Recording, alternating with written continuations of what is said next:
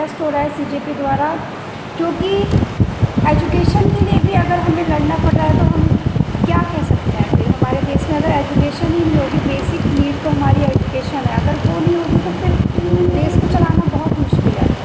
तो please support, जितना हो सके सपोर्ट करो।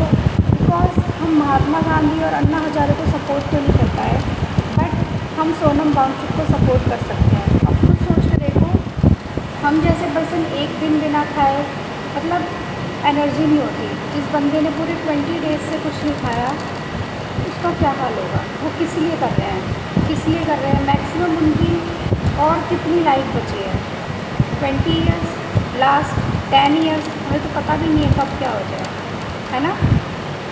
नॉर्मल एक जो ह्यूमन्स की लाइफ सर्कल होता है ना, उसके बारे में बता रही हूँ। तो वो प्रोटेस्ट किसके लिए कर रहे हैं, हो सकता है वो ना भी रहे हैं। तो please support. Thank you so much. जय हिंद।